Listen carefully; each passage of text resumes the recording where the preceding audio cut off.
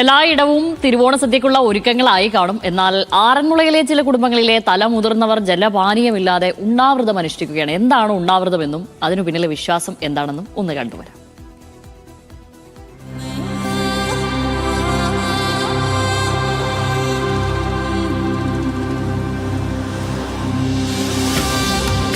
ഒരു കാലത്ത് തിരുവോണനാളിൽ പാവപ്പെട്ടവർക്ക് നെല്ല് നൽകിയിരുന്നത് കൃഷിഭൂമിയെല്ലാം കൈവശം വെച്ചിരുന്ന ഈ കാരാഴ്മ കുടുംബങ്ങളായിരുന്നു. അങ്ങനെ ഒരു തിരുവോണനാളിൽ നെല്ല് വാങ്ങാനെത്തിയ സ്ത്രീ ആരുടെയും ശ്രദ്ധയിൽപ്പെടാതെ മരിച്ചു കിടന്നു. നങ്ങേലി.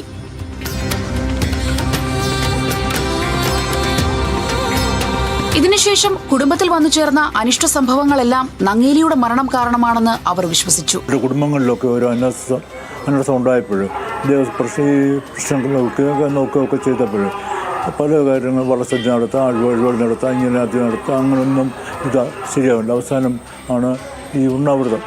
കുടുംബത്തിലെ ഈ 3 കുടുംബത്തെ കാരണവന്മാർ അന്നേ ദിവസം നാട് മുഴുവൻ ഓണം ആഘോഷിക്കുമ്പോൾ ഈ വീട്ടിലെ മൂന്നില്ലങ്ങളിലെ കാരണവന്മാർ പട്ടിണിക്കിരിക്കും, ജലപാനം വെള്ളം പോലും കുടിക്കുകയില്ല. അങ്ങനെ അതാണ് ഇതിന് പ്രതിവിധിയായിട്ട് പ്രശ്നവശാൽ കണ്ടെത്തിയത്. ആറന്മുള ക്ഷേത്രത്തിലെ കാരാഴ്മ കൈസ്ഥാനികളായ 3 കുടുംബങ്ങളിലെ ഏറ്റവും മുതിർന്ന ആളുകൾ നൂറ്റാണ്ടുകളായി തിരുവോണ സദ്യ ഉണ്ണാറില്ല. തിരുവോണ ദിവസം ജലപാനം പോലുമില്ലാതെ ഉണ്ണാവൃതം അനുഷ്ഠിക്കുകയാണിവർ.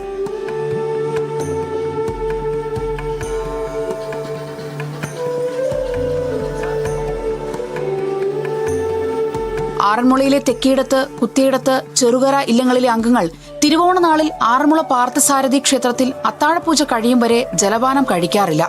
അത്താഴപൂജയ്ക്ക് ശേഷം ക്ഷേത്രത്തിൽ നിന്നും എത്തിക്കുന്ന നേദ്യം കഴിച്ചാണ് വ്രതം അവസാനിപ്പിക്കുക. പുരാതന കാലത്ത് ക്ഷേത്രത്തിലെ ആറന്മുളയിൽ ഈ നെല്ല് കൃഷി കഴിഞ്ഞാൽ നെല്ല് അറകളിൽ സൂക്ഷിച്ചിട്ട് അതിന് മടങ്ങെന്നാണ് പറയുന്നത്. ദിവസം അമ്പലമായിട്ട് ബന്ധപ്പെട്ട കാര്യമാണ്. അന്നേരം ആ മടങ്ങളിലെ നെല്ല് സൂക്ഷിച്ചിട്ട് ഉത്തരവാദിത്തത്തിൻ്റെ ഈ ഓണത്തിന് തലയാഴ്ചയിൽ അളന്ന് പാവങ്ങൾ കൊടുക്കുന്ന ഒരു ആചാരമുണ്ടായിരുന്നു. പക്ഷെ ഒരു വർഷം അതിൻ്റെ മേൽനോട്ടം വഹിക്കുന്നത് ഞങ്ങളുടെ ഈ കൈസ്ഥാനി കുടുംബക്കാരും ദേവസ്വം ആൾക്കാരും കൂടായിരുന്നു ചെയ്തിരുന്നത്. എന്തെങ്കിലും കാരണത്താൽ ഉണ്ണാവൃതം മുടങ്ങിയാൽ അനിഷ്ട സംഭവങ്ങൾ ഉണ്ടാകുമെന്നാണ് വിശ്വാസം.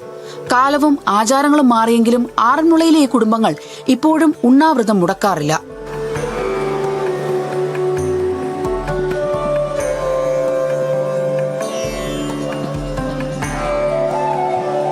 ന്യൂസ് മലയാളം, പത്തനംതിട്ട.